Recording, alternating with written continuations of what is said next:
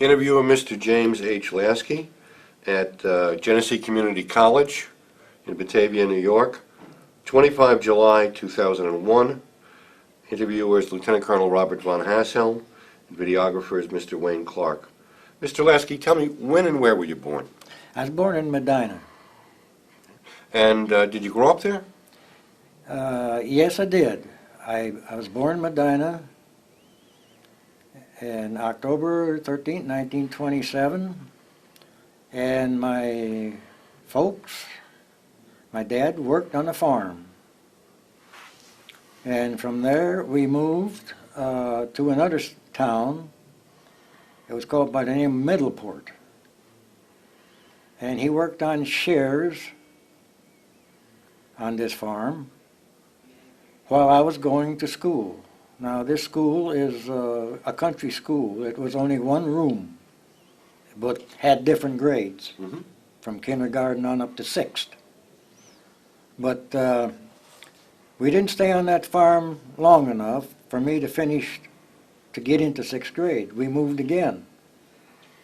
Another farm. This was over in a place they called Medina, New York. And my dad worked that farm. Well, eventually Dad said that we can't make it on farming. There's just nothing in it, there's no money. Nothing is worth anything, you can't get anything for what you raise. So he quit the farming and he went into a factory. It was a foundry.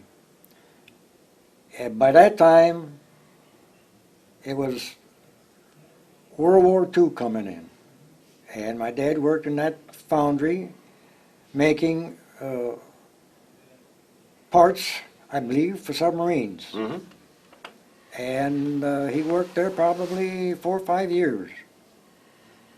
And that kept going on, and we moved again. But Dad still worked. And he worked in furniture factories and mostly furniture factories, building furniture, woodworking. Well, he had an accident. He cut his fingers, crossed here. And that finished him from working in factories and that. They was going to compensate him. They was going to give him something like $400 or $500 for taking his fingers off. He said, "No, you're not taking my fingers off. Leave them like they are. At least I'll have fingers." They were stiff, but he used them. He went back to farming. He couldn't do it, so he quit. Well, eventually, it got to 1937, 38, 39, somewhere in there. Even, I should probably say 1940, because I went and I quit school and I got my working papers and I went into a defense plant in Buffalo, New York. The defense plant, the name of it was Curtiss Wright Aircraft. I helped build P-40 fighter planes and C-46 Commando transports. I worked there approximately, I'd say 2 years, 3 years the most maybe. In 1945, September, they sent me my draft papers for drafting me in the Army. I didn't want the Army. So I went to Buffalo and I enlisted in the United States Navy. And I sent my Army papers back and say I said I have enlisted in the Navy. So in October, I left New York State. I went to Camp Perry, Virginia, for boot camp. That was 3 months training. Something happened to me about next to the last week in boot camp. I woke up in the morning and I was paralyzed from my waist down. And it scared me. And I called the guard inside the building. They came with a stretcher and took me up to topside. Topside's a makeshift, I guess, hospital. Well, I lost a week of my training. And I says, I'm scared because I think they're going to set me back. I'll have to start over. Mhm. But somehow I came through this. And I did graduate with my class of 1945. Mhm. I was given 2 weeks leave to come home. And after 2 weeks, I returned to Camp Perry, Williamsburg, Virginia. They gave me orders in an envelope to open. And when I did, I read, I will be shipped to Camp Shoemaker, California, by troop train, Mhm. which I did. And once in California, I was stationed at Camp Shoemaker, and every morning we had to muster in. Although we had enough leave, we could do what we wanted. Our laundry, we could do most anything. We had liberty. But we had to watch the bulletin board because eventually our name is going to be posted as to what ship I will be assigned to. Yeah. Well, about a month later, there at Camp Shoemaker, I did see my name on the list, and it said, you will be assigned to the USS Ajax, AR-6, Now, what does the AR stand for? auxiliary repair. Okay. There were at least 2, 3, possibly 4 of those ships built. There was the Ajax, which I was assigned to. There was the USS Hector, AR-7. Mhm. There was a USS, I can't think of the name of it. It might have been number 8, I don't know. But those are all like sister ships. Mhm. And they were built way back in the 30s. They're real old ships. But they were used during World War II to repair other ships. They're a repair ship. They have everything on it for repairing other ships. I was assigned to the pipe shop, right across from the weld shop. And we sailed from San Francisco. We sailed to Pearl Harbor. And then from Pearl Harbor, we left Pearl Harbor. About a few days out, the captain announced over the PA system that we are headed for the Marshall Island Group. Mhm. He said, we are going to take part in a nuclear test. And that was all he said. And it took us quite a few days to arrive at the Marshall Islands. Once there, we anchored in the lagoon, Bikini Lagoon, and proceeded to install different gauges, stands, cameras, down in the bottom of ships, warships, battleships, small ships, destroyers, what they call scratch gauges. They were welded from one side to the other side, like starboard to port. Piece of pipe, one pipe fitted inside the other, and then there was a scratch gauge for the concussion. When the bomb blew, it would scratch, make a scratch. Then they could measure that, how much concussion the bomb would have. We done all this, and then we left the lagoon and sailed out. I believe it was 12 to 14 miles outside the lagoon. Now the lagoon is 20 miles long and 17 miles wide. And they took all of World War II ships, battleships, ships of every description, carriers, battle wagons, destroyers, 2 cruisers, I think. And they also had a Japanese battle wagon, Nagato, and a German heavy cruiser, The name of it is Prince Eugene. Well, that's the way I pronounce it. It must have been, in Germans pronounce it a little different maybe. But we left the lagoon on the 1st of July, 1946. That was the first atomic bomb dropped that was exploded in the atmosphere above a ship by the name of USS Nevada, which was painted orange for the bombardier in the B-29, so he could see it through the bombardier, the sight. And the first one dropped, exploded. We had to turn to the bulkhead, well, be the wall, face the wall, close our eyes, put our hands over our eyes, and when the first thing I seen was a light, a brilliant light.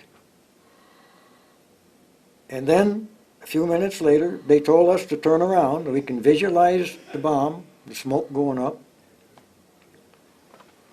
And we heard a roar, and a very few minutes later, a very strong wind, gust of wind, hit me right in the face, and it was very warm, and it scared me.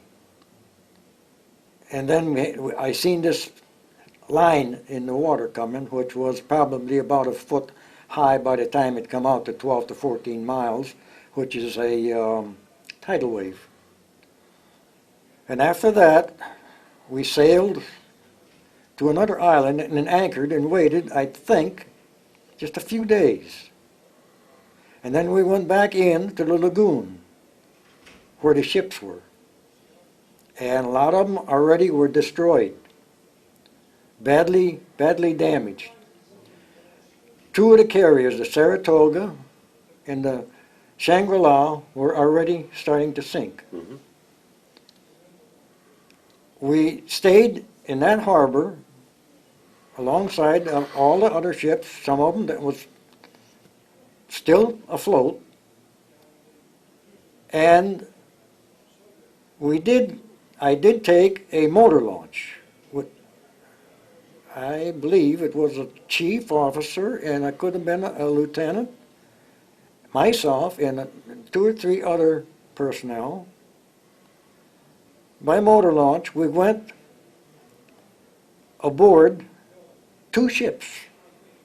Now, after that bomb hit that USS Nevada, which was painted orange, it was scorched. It was completely black. They was hosing them down with water from a tug, but I'm not exactly positive if it was the Nevada I boarded. If it wasn't, it was the USS New York City, which was maybe 1,000 yards off, probably to the starboard of the Nevada. They used the Nevada for the target center, see? Well, the bomb hit probably 1,500 feet above the ships, and just off to, I think, port side, bow, and exploded, 1,500 feet above. The next ship I boarded was the Japanese battle wagon, USS Nagato. Well, they were both, those 2 ships I boarded were badly damaged from the atomic bomb. But I remember looking, if it wasn't the Nevada that I boarded, I could see the Nevada was badly damaged too. They had military hardware. They had trucks, 6x, they had an airplane, a Hellcat, and they had a tank and some small equipment. They had animals aboard, but I don't know what ship the animals were. They had goats, pigs, chickens, I guess,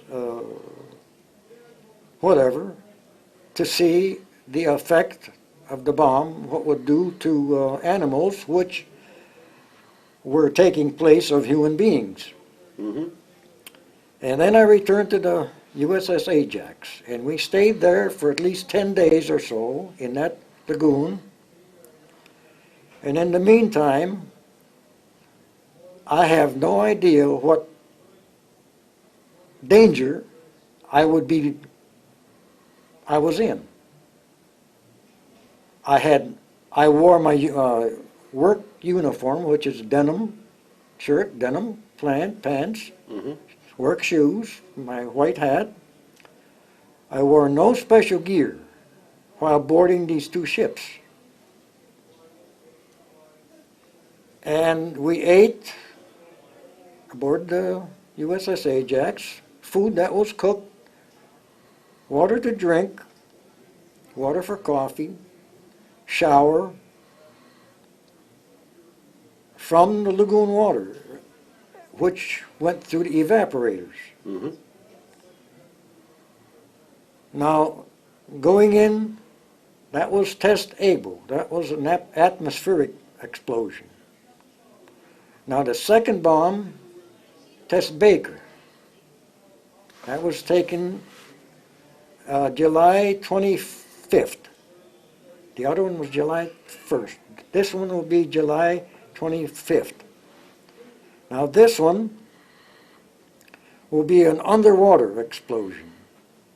It was placed underneath of a medium-sized ship, LSM, I believe, or so. It's not too large, not too small. Landing ship medium? Yeah, medium-sized ship. But they placed the bomb somehow underneath of this ship. Well, we left the lagoon again. We got back out probably 10, 12, 14 miles out. And we had to do the same thing again, face the bulkhead, which is a wall to civilian life talk. We done the same thing, face the wall, put our hands over our eyes, close our eyes, and I seen the light again, which must have penetrated right straight through my head. At that particular time, I didn't feel no heat, even from the first one. So we were told to turn around to visualize the bomb.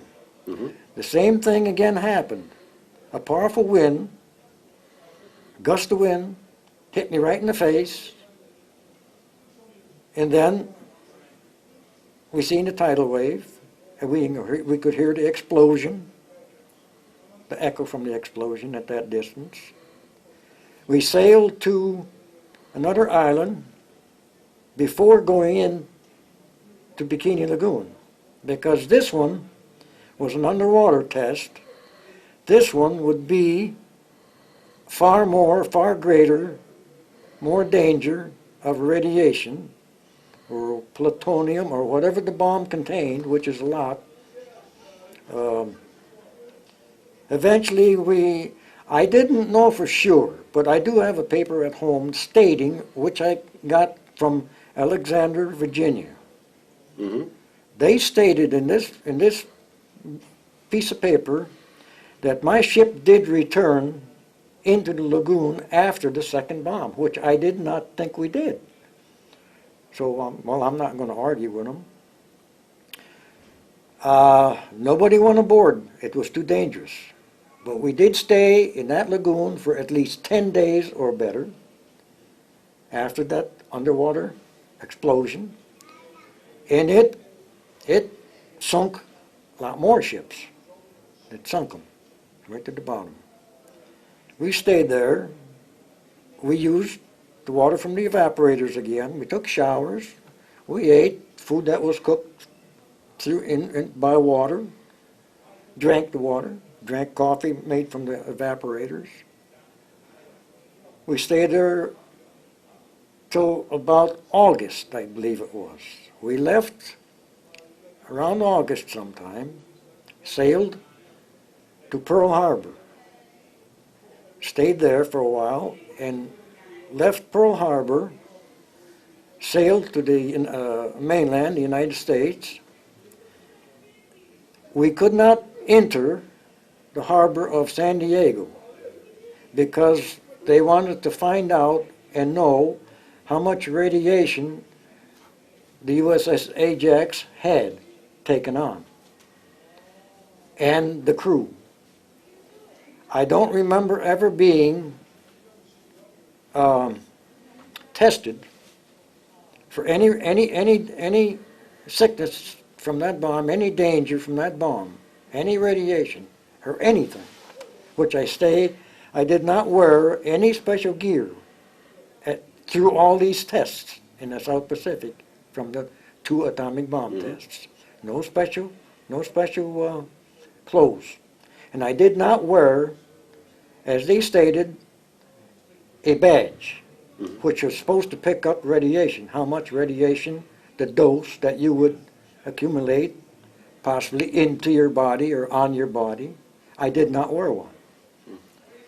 Some did. I did not. After entering San Diego Harbor, we got clearance to come in. I stayed aboard that ship possibly a year. Then I was transferred to the USS Hector, that's the sister ship, USS Hector, AR-7, another repair ship, exactly the same as the Ajax. I was aboard that approximately 6 months. Then I was transferred to a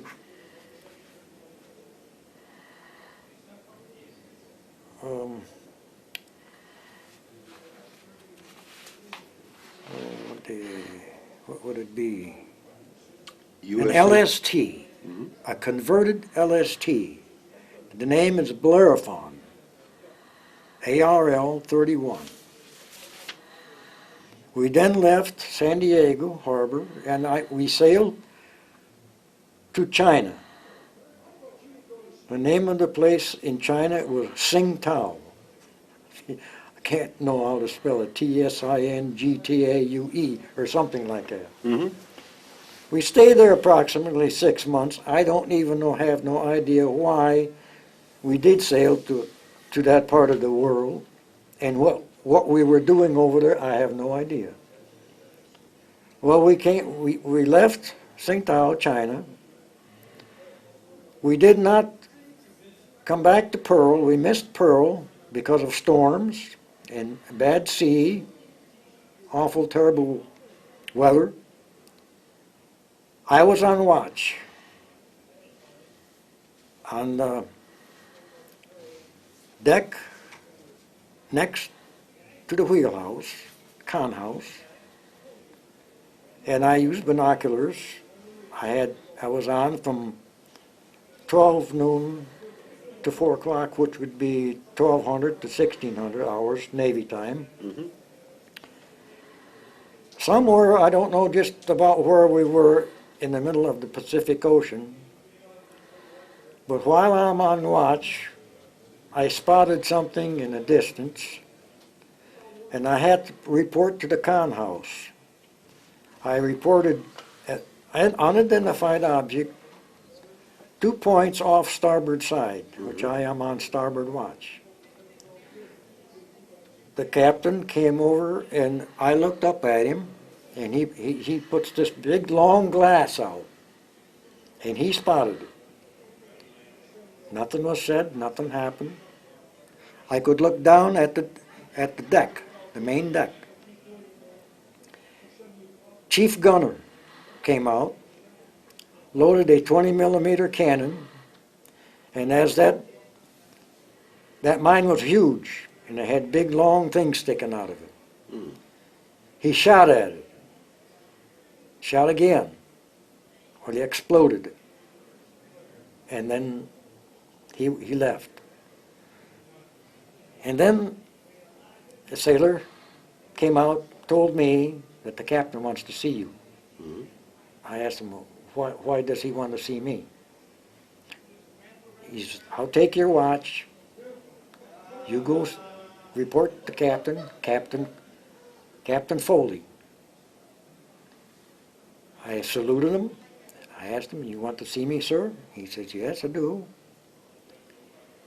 He told me, I have no medal to give you. I have something that I will give you besides a medal. But first, I want to say that on my part and the part of the crew, you are, as he put it in verbal words, a hero because you have saved this ship and its crew. I run the ship. I'm Captain Clark, or Captain Foley. And he handed me a carton of Lucky Strike cigarettes. I thanked him and saluted him and went back on my watch. And we kept sailing towards the United States, and we lost a man overboard. We stopped, we circled, and while I was on watch, on that same watch, they threw a life ring out. We could not find the man. There were sharks in the water. I was scared. I knew in my mind what probably took place. We stayed there for 4 hours, circled for 4 hours. We finally stopped all engines. We were all called to the forecastle, that's the forward part of the ship, and stand at attention. And the captain came out up on the top deck at the count house and made a speech and said a prayer. And he said that he will have to notify the family of the sailor that drowned. And then we went back to our regular duty. And we got back to San Diego and anchored. I was then transferred again back to my first ship, the USS Ajax. I lived aboard that ship from probably approximately 1947, possibly at mid 1947 or towards the last of 47. I stayed aboard the Ajax till 1949 of September, when I was taken off the Ajax and lived aboard the base. I was being processed then, at that time, in 1949, close to about September, for my discharge. I finally got my discharge, and I returned home. And that's, I believe, would cover it. Good. Now, Well, let's talk about what happened to you after the war. What did you do when you come home? well, when I came home, I could not find a job. I went back to farms, working on farms. They didn't pay much. I stayed with my folks. From the farms, I went back into the furniture factories to work. I went back into foundries to work. I'd done that for quite a few years. And in 1960, I found a job working in a greenhouse where they grow roses, White Brothers Rose Corporation. There I met my wife, which sounds funny, but when people ask me, where did you meet your wife? I said, in the greenhouse. They said, what do you mean greenhouse? You mean the house was painted green where you met her? I says, no, sir. I explained it, a greenhouse where they grow roses, and she worked there too. That's where I met my wife. On the day before Christmas, we were married. We went to Pennsylvania because she is from Pennsylvania. She says, I would like to go to Pennsylvania and get married. It's okay. So we went to Bradford, Pennsylvania, and made out paperwork. It was sent to Smithport, Pennsylvania. We had to have a blood test. In the meantime, we went down to visit her folks, her relations, and all down in Pennsylvania. Then we came back, picked up the marriage certificate, paperwork, and I returned to New York State. I then got a job on a farm again. But I didn't work only possibly 4 months, possibly. This man that I worked for, his name was Marvin Miser, and he had 2 brothers, Leo and Floyd Miser. Now they were a dealership, a Chevrolet dealership in Oakfield, New York. And they came to me out at Marvin's farm and asked me if I knew anything about automobiles. Mechanics, painting, cleaning up cars. I said, oh yes, I've done that all my life since I was a kid. Run tractors, team of horses, Model T trucks, Model T cars, Model A's, everything else. That's how I come up through for, I loved antique cars all my life. I do have a 1952 Chevy pickup I drive now. I've had everything else in between. They hired me. I cleaned up used cars. Eventually, over the months and years, which I was there for at least, I believe, 12, maybe 14 years I worked for them. Eventually, they put me on full collision work. Now, these automobiles that were, these was wrecked by the public, the people. I had to completely redo these automobiles because some of them were so close to being totaled out, but yet the man wouldn't total them out. He says, this car can be fixed. So that was my job. And did you stay at that? Pardon? You stayed at that for a number of years? Yes, I stayed at least 10, 12, 15 years possibly. I stayed right there on that job. And then I hurt my back. And that would be about 1975, somewhere along in possibly September. I don't know what the problem was, but I went to the hospital. And they put me through what is known as a myelogram on my back. They couldn't seem to find the problem. I told the state doctors, insurance doctors, and any other doctor that I did have a problem while I was in service.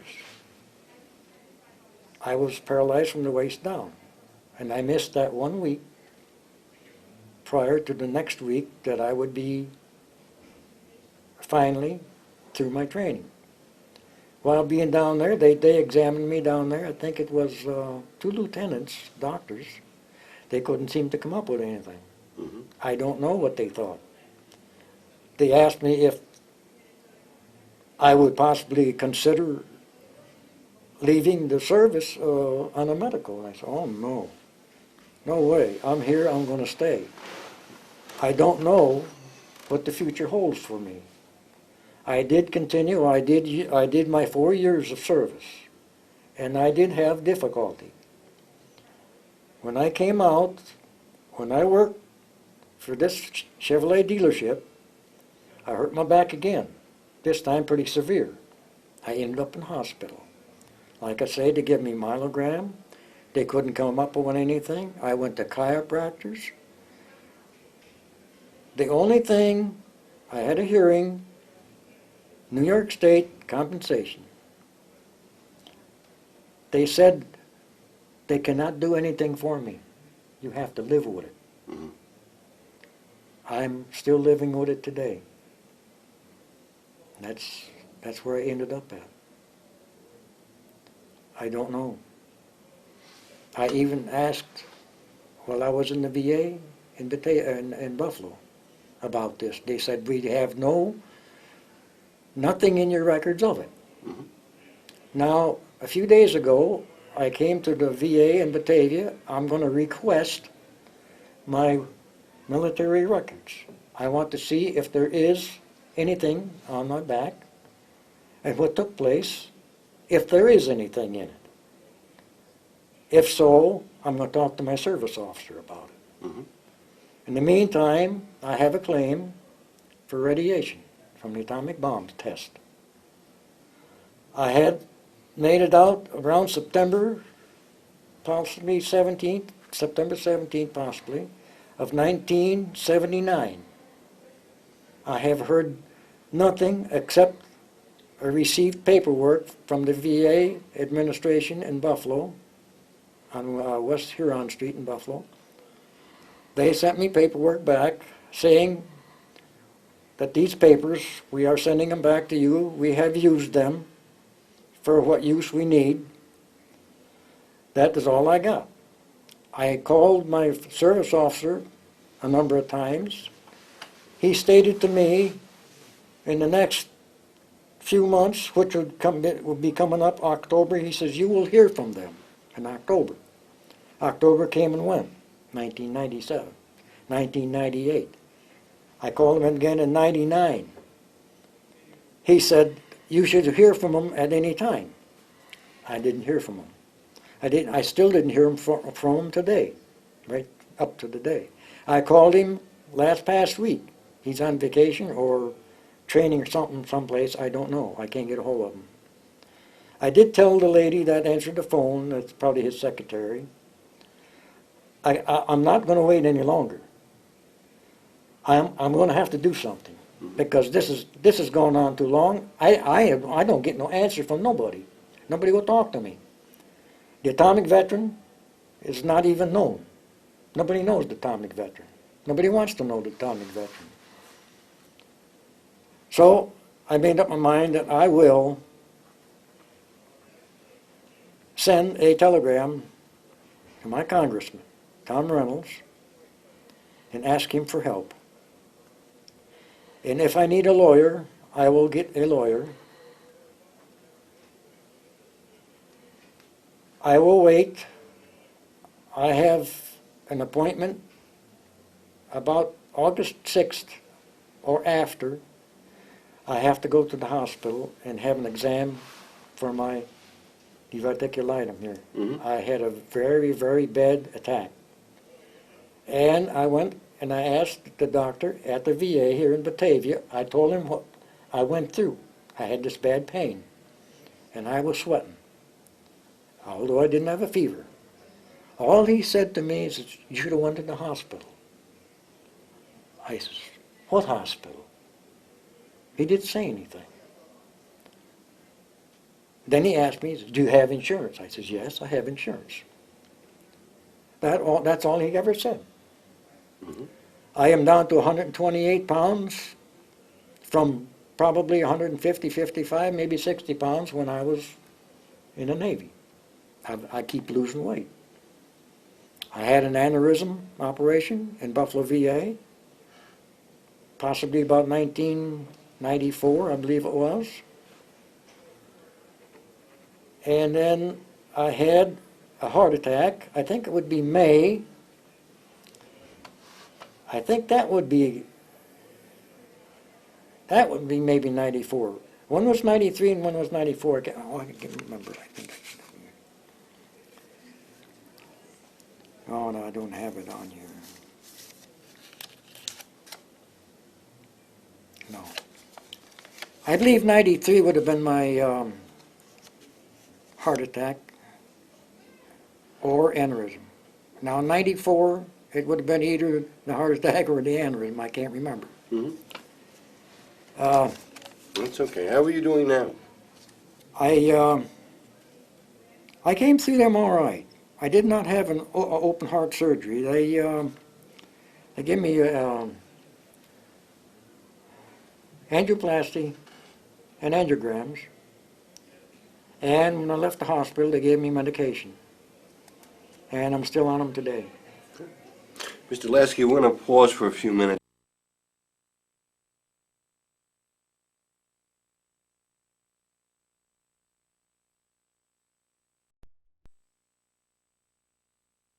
Pleasure to meet you. Yeah, Yes.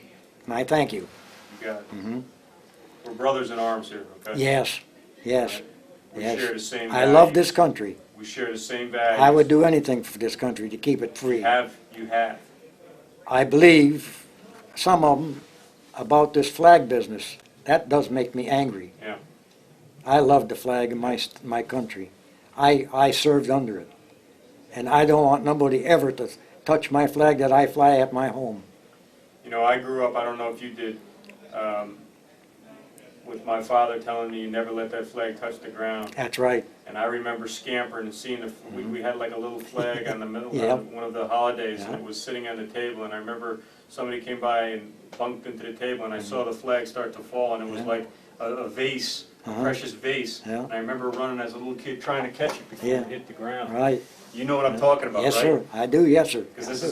is Yep. what we got. Yep. You know, my dad kept pounding that into me. Right. He still got his skivvies rolled in his drawer to this day, Yeah. stacked. Uh-huh. Yes, sir. Tape 2, interview with Mr. James H. Laskey at Genesee Community College, Batavia, New York, 25 July 2001. Interviewer is Lieutenant Colonel Robert von Hassel. The other voice on the tape is Brigadier General William C. Martin.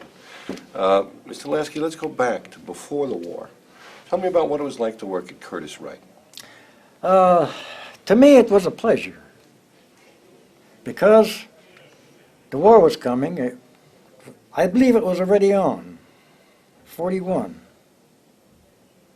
I was building P-41 fighter planes and working on C-46 Commando cargo planes. Now, as I remember, those two airplanes were used in China, Burma. Mhm. And General Chennault, I think, General Chennault Right, was Flying Tigers. in command of that part of the war. I believe it was that the Japanese were trying to invade China, or called Burma. And from what I read later on in life, it was quite some piece of war there. The P-40s that I worked on, and the C-46 Commandos, I was very proud that I worked on those things, and I was proud that I worked in that factory, a war plant. What was your job at the factory? I was a riveter.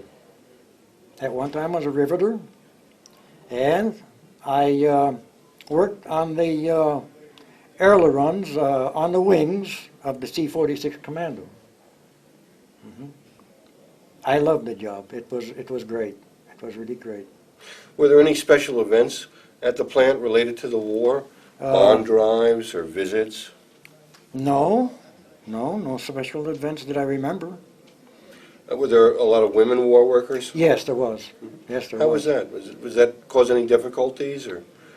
No, well, you mean like if it would bother me or anything? No, it didn't seem to bother me at all. Yeah. I was kind of happy to see that everybody pitched in and was doing their thing. So you were working at Curtiss-Wright in Buffalo a few years before you actually went into the Navy. How was life in Buffalo different after Pearl Harbor than before? Well, life in Buffalo at the time when I was working at the aircraft plant, Curtiss-Wright, Buffalo was still, to me, sort of, I would say, maybe like on the old-fashioned side.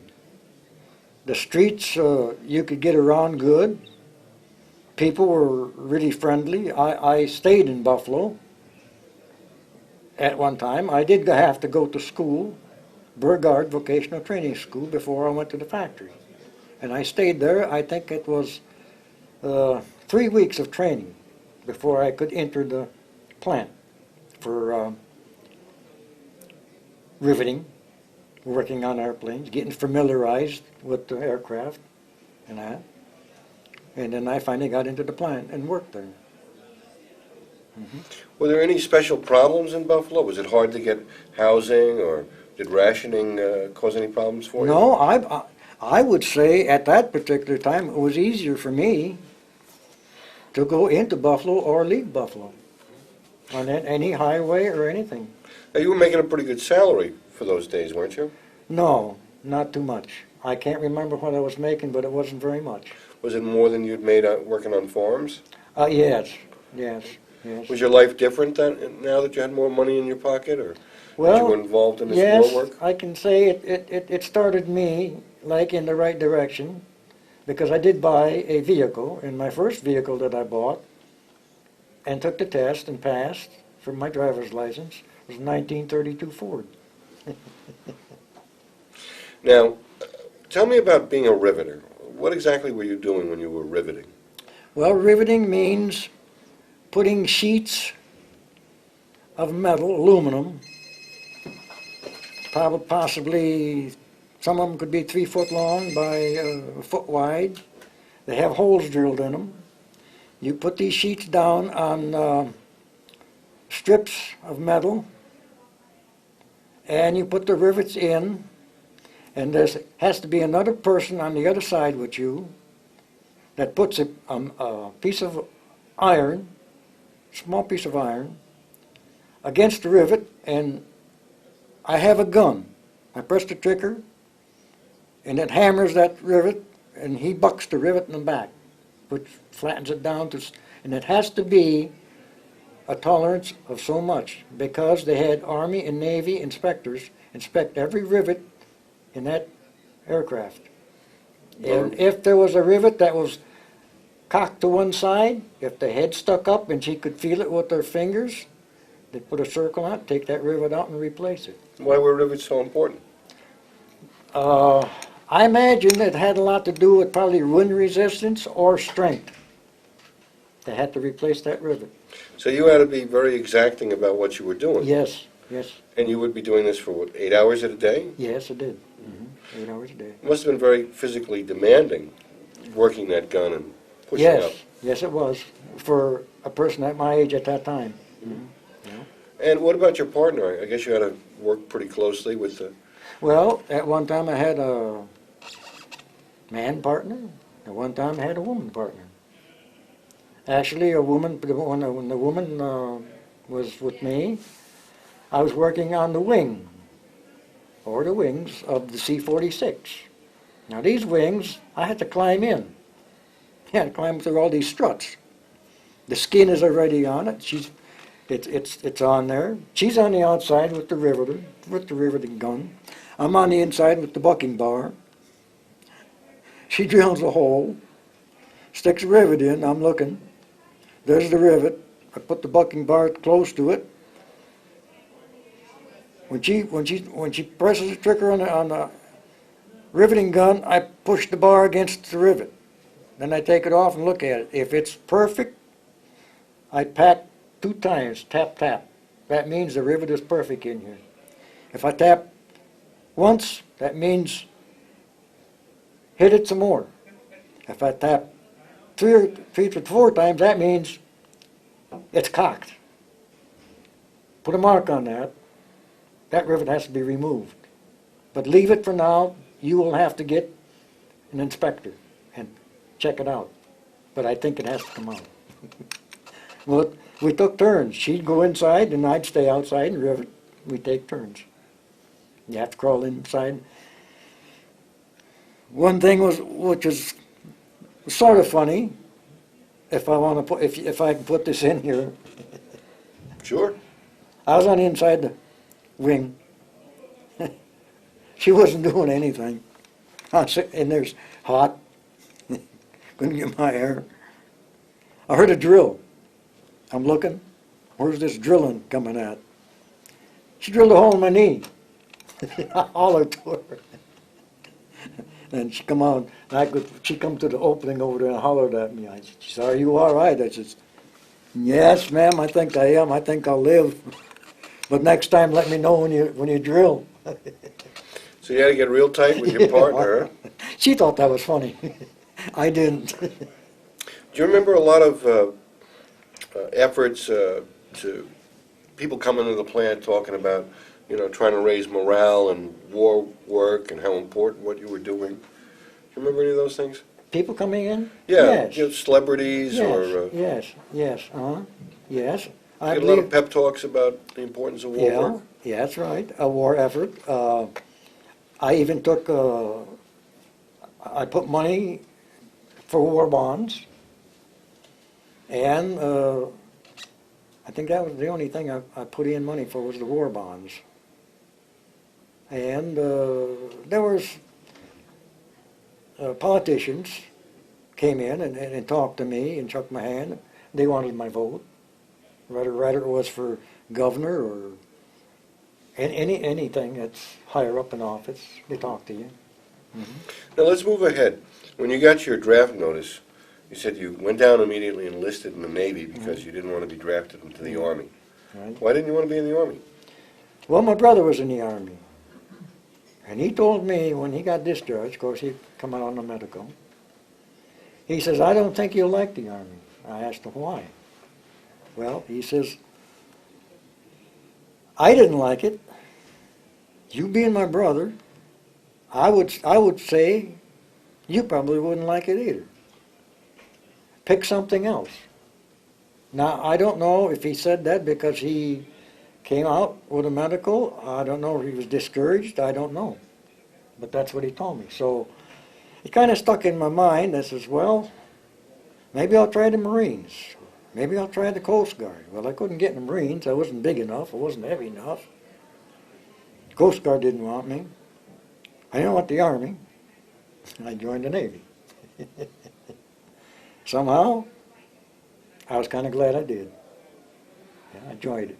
I enjoyed it. Now, what happened in boot camp? You said you woke up one morning and you were paralyzed? Yes, next to the last week of being graduated from my 3 months training, I woke up possibly 3 o'clock in the morning, and I couldn't move. I couldn't move from my belt line, waistline down, and that scared me. So I hollered to the guard in the building, there's something wrong with my legs. I can't move my legs, and I have a funny pain in my back. Well, he said, hang on, we'll get a stretcher, and we'll take you to topside. That's more or less a hospital. Well, they did. They run me up to the hospital, two of the boys. While in there, I believe there was 2 lieutenants, doctors, and a corpsman. I stayed there for 1 week. I don't know for sure, but I think all they gave me was either aspirin or sulfur tablets or something. That's about all they done for me. I couldn't move. I was scared. I didn't know what happened. Am I going to be like this forever? What happened to me? What did this? They didn't know either. They stood me up, tried to let go of me. I told them, I said, if you let go, I'll fall. Well, they let go, and then they grabbed me, because I told them, you better grab me. Now, whether they believe me or not, I have no idea. But I did have pain. I was paralyzed. Did you think it might be polio? Well, as I left the service, and I got hurt again at the Chevrolet dealer, that is when my back started bothering me again, and that's when I decided, someone said to me, why don't you go to a chiropractor? I did. He examined me. He even took an x-ray. He said, really, I cannot find too much wrong other than when you were born, it looks to be that there is a bone in the lower part of my back that didn't grow across. And he says, there's 2 vertebrae that more or less move and they'll lock up and they will touch my nerve. And that will paralyze me. And I kept going back to him for treatments for quite some time. And I paid him $20, I think it was, or it was 10. He charged 10, or he charged 20, and he took 10 from me. And I appreciated his help.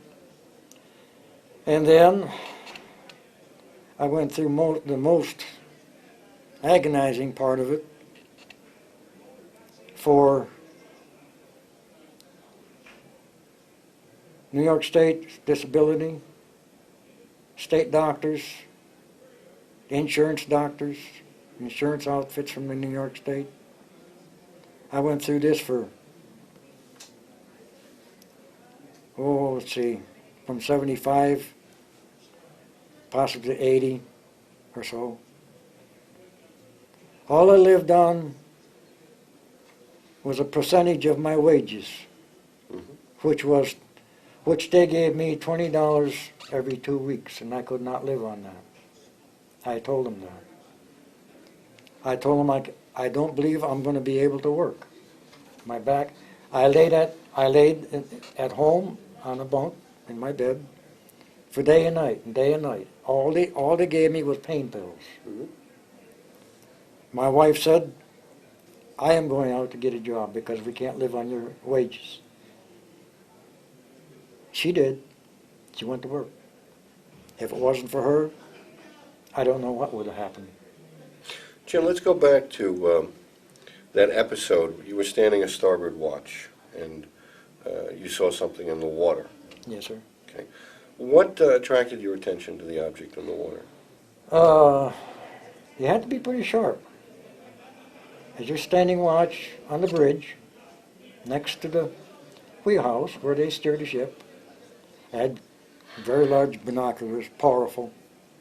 I had to watch directly straight ahead, that's the bow, 1 point, 0 point, 1 point, 2 point, all the way to my right, which is 45 points to the right, off starboard bow.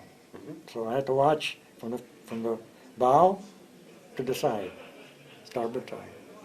Well, as I stood these watches, eventually that's when the ocean was quite rough. And this thing would bob up and down. You would see it and then you wouldn't. Eventually, I said to myself that there is something bobbing up and down. I said, it looks like a big black object. I don't know what it is. So you have to look up the con house. You have to holler, con house. Sailor looks up. He says to me, con house, aye. I says, unidentified object, 2 points off the starboard bow. And I looked again, and it is coming closer. I still don't know what it is, but now I'm beginning to think, this thing could be possibly a mine. Now when I looked up, the captain was up there with stretched that big long glass out and looked at it. And I looked up again, and I looked out there and seen this thing coming closer. Next thing I seen, chief gunner's mate walk out down on the main deck, load the 20 millimeter cannon, single. And as that thing came into sight, and when I looked through the binocs, I could see the big thing sticking out of it. And I said, that is a mine. He shot once. The water splashed. He shot again. It exploded. He unloaded, walked away. And then the sailor came out and relieved me from watch and told me the captain wants to see me.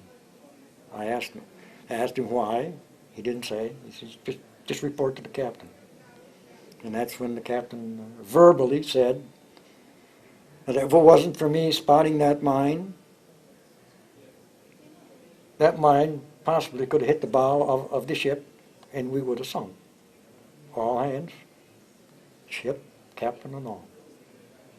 So he verbally said to me, he said that he does not have a medal to give me, but he said, I have something to show my appreciation that you saved this ship, my crew, and myself from being hit by that mine.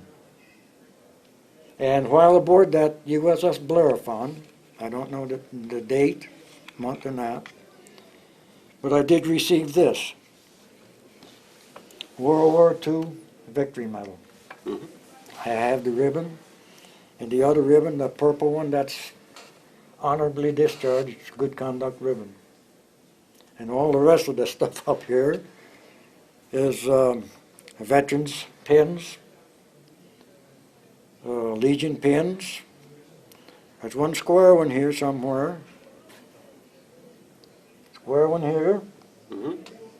That's NAAV, that's National Association of Atomic Veterans. I belong to the organization. We're going to talk about that in a second, All right. Jim, but let's go back. The captain couldn't give you any awards or medals for sighting the mine, but he did give you something. What was that? Carton of Lucky Strike cigarettes. Carton of cigarettes. Things are very different in those days. Yeah, I can't see my boss ever rewarding me with a carton of cigarettes. He was a very nice man. So was mine. I liked him very much. Let's go ahead and talk about, let's go up to Bikini. Okay. What did they tell you when you were coming into the atoll? Why were you there? Well, the only announcement was a few days after we left Pearl. The captain announced over the PA system that we were headed for the Marshall Island group. We are going to participate in an atomic bomb test. That was all. Well, weren't you concerned at all? I mean, you'd seen some of the pictures, hadn't you, of Hiroshima and Nagasaki? Really, I don't remember seeing pictures. But I did know that they did drop 2 bombs on Japan. Well, you knew they were very explosive. Did you know anything about radiation? No. So you weren't really worried No. about radiation? No, not a bit. No. So when the bombs went off and the blast didn't bother you and the heat didn't bother you, you figured that's all there is to it? Yeah, I wasn't concerned. How far were you from when the first blast went off? Well, the first one was in the atmosphere, above a bunch of World War II warships. I believe it was 12 to 14 miles away, roughly. But I did feel well, as I say, when we couldn't look at the light because that would possibly blind you for the rest of your life. It's supposed to be brilliant, more brilliant than the sun. Of course, the sun is pretty brilliant. But I don't know, but we had to turn and face away, put our back to it. But then after that, they told you to turn around and actually look at it. After the light, we were able to turn around. We was ordered to turn around and visualize the bomb smoke going up. And what did you actually see? A big cloud kept raising. I don't know, I wouldn't know the altitude, but it probably, after I read some of the documents later on, it probably went up to about 12, 15, 20 miles high. What were you thinking when you were watching that? Well, the color in the very dome or big round cloud was orange, red, green, black, white, all mixed. And I wondered, in my mind, probably the rest of them did, what is that? What is in there that makes that look like that? And another thing is the light. How come it penetrated through my head? I seen the light right through my head. No, that was at the second test. Both tests. Both tests. Both tests, yes. You were facing away from the light Facing away from the light, facing the bulkhead, leaning on the bulkhead. with your eyes closed. My eyes closed, my hand over my eyes, and I still seen that light. What was the light like? It was a real fast flash. In other words, to describe the flash would be like a camera light flash going off. That's how fast and how bright. Of course, that was probably a lot brighter. That you couldn't look at it because it would blind you for the rest of your life. That's what we were told. Did you see it or did you feel it? Well, to put it this way, I seen it, but I wasn't looking at it. I was facing away from it. It must have penetrated right from the back of my head, right straight through. Because everybody hollered, "There it goes!" You didn't hear no noise, you didn't hear nothing, all was there was the flash. And quite a few of them hollered, "There it goes!" While we were standing there facing the bulkhead, with our hands over our eyes closed. But you weren't worried about your health or your safety. No, not at that particular time I wasn't. No. Even when we went in after the first bomb test table, we took a motor launch and boarded 2 ships. I still wasn't concerned. I didn't know. Nobody told us. No one told us anything. Now, you said some of the sailors were wearing film badges, but you weren't. Pardon? Some of the sailors were wearing film badges. Yes, they did. But Yes, you they weren't. did. No, I did not. Why weren't you wearing a film badge? I don't know why, sir. I did not wear any special gear, clothing, or nothing. Just my denim shirt, denim pants, work shoes, white hat. That's it. And I boarded 2 ships. Now, when you were working on the ships, was there any dust or material? Did you get anything on your uniform? No, not that I know of. Not that I know of. The other sailors, what was the scuttlebutt? I mean, what were the guys talking about? What did they make of all this? Well, later on, as I went back to the ship, I did not change my clothes because it was early in the morning when when we went aboard those 2 ships. Returned to my Ajax ship. I still wore my clothes. Didn't change. All day. That evening, they changed to the uniform of the day, which was my undress blues. Mm-hmm. I took my work clothes and put them in the laundry. I did then, after almost 8 hours, I did take a shower. Still nobody ever told me, and I did not know, and I don't believe anybody else knew, how much danger we were in. When did you first learn that you might have been in danger? Well, let's see. It wasn't still aboard the ship. Even though we were stopped outside of San Diego Harbor because the ship was going to be inspected for radiation or any hazardous material clinging to the ship, which there was, I believe they called it radiation, at the waterline. Now, I don't remember, but they did state they scraped the waterline to get the algae off, because the algae contained radioactive. And they cleaned the evaporators at that point, before we came in to San Diego Harbor. Did that make you wonder? The ship was quarantined, Yeah. in other words. Did that make you wonder if they're worried about all this stuff? Yes, at that particular time, I was starting then to wonder. But when did you really start to learn about what radiation did or could do to people? After I was discharged. After I was discharged. I began to, well, I signed up for the NAAV, and they sent me pamphlets, quarterly.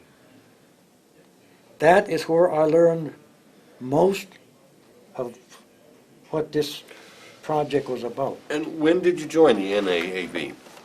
Oh, About what year? Doesn't have to be exact. About 1994, I Okay. believe, yes. And have you suffered any symptoms that you think are a result of your exposure to radiation? Yes, in 1997, no, wait a minute, 1975 is when I started looking at my arms and my chest. And my wife and her mother, while I was over there visiting her, she wasn't too well. I had my sleeves rolled up. Matter of fact, I don't think I had a shirt on. I had my t-shirt on. And her mother made a remark. She said, asked me, what is on your arms and your chest, up here on your neck? I don't know if you can see that little red spot there or not. Yeah. I got across my chest, both arms. I told her I have no idea. She said, it's not poison ivy, it's not nightshade, it's because I know what that looks like. I said, no, I was nowhere near it. Well, that went on for quite some time. Then I went to the VA. I didn't get into the VA until 1988. And that's what I went there for, when they opened it up for the atomic veterans, because they did open it up for Vietnam and Korean, or Gulf Wars and all that, Mhm. for all that disease. They opened it up, so I went. I asked them, I made out paperwork, I showed them. They weren't concerned. The doctor never even answered me when I asked him, what is this on my arms and my chest? And he said, I have no idea. Ever since then, no help. Excuse me, Mo. Yes, ma'am. I'm gonna go back, we're back on the tape, and I've got a couple of last questions for you. All right, sir. Okay. Basically, what I want to do is give you the last word. When you look back on it all, you know, after all these years, what comes to mind the most about your time in the Navy? After I went through all this, Yeah. I would have to say I am disappointed. Why I'm disappointed? Mhm. The Veterans Administration don't seem to care. It's been at least 4 years. Nothing has been done. I had cancer on my back, removed, spot, basal cell carcinoma, cancer, possibly a month ago Mhm. or better. They don't do nothing about this. They gave me cream, because when I shave under here, it gets all inflamed red. So I put the cream on, it helps. I got salve to put on my nose. Nose is all red. Like I say, I'm disappointed that my time at the bomb site, I'm disappointed that the way they are dealing with me. Why can't they do something better and quicker for me? Anything else you'd like to add? The NAAV that I belong to Yeah. states in there that the government or the defense don't recognize the atomic veterans. Mhm. They recognize everyone else. I thought it was at one time because I was not in combat, but that's not the case. This gives me the right to belong to the VA, the Veterans of Foreign Wars, Right. the American Legion, and I belong to the Navy Club in Brockport, and then the NAAV.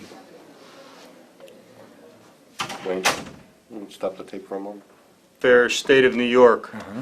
all right? Mhm. And on the back, it says presented by the Deputy Adjutant General for the State of New York, Division of Military and Naval Affairs. That's your state, Uh-huh. and that's our seal right on the front, okay? Uh-huh. So on behalf of what you've done for this nation, Yes, sir. which in Yes, sitting sir. here listening to Uh-huh. this, I got to tell you, Yes, it's a sir. lasting memory that I will carry with me for a long time. Now, when I get home tonight, I'm going to be with my dad. He's 84, as I told you. I'm going to be telling him about you, Okay. One of his comrades from World War II, one of his brethren in arms.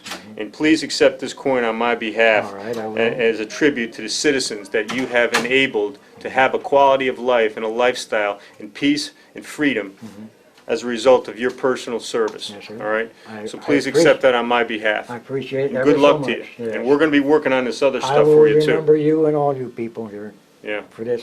So there you have it, sir. Interview. All All right. I got to run, and have a good interview, and thank you for doing this. Thank you, sir. All right? Thanks, sir. Yeah.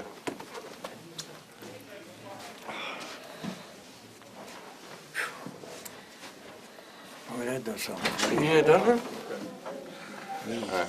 He's a man, boy. That's my boss. He's a wonderful man. Yeah, we've been together through a lot. Oh, I can feel that. So anything else you'd like to add, Jim? I can't think of anything else. Well, good. Like the general said, we're gonna... You want to ask me more, or? No, I think we covered everything. I think it's... I think so, yes, I think we did. We'd like to get you over to the Division of Veterans Affairs and see what they can do to help. And, I would appreciate it Yeah. very, very much. yeah. Well, good. Well, thanks for the interview. Oh, I love to have people like you. It makes my life worthwhile. Oh, it's our pleasure. It does, really does. And let's get you over to DVA since they're here today for the capital for the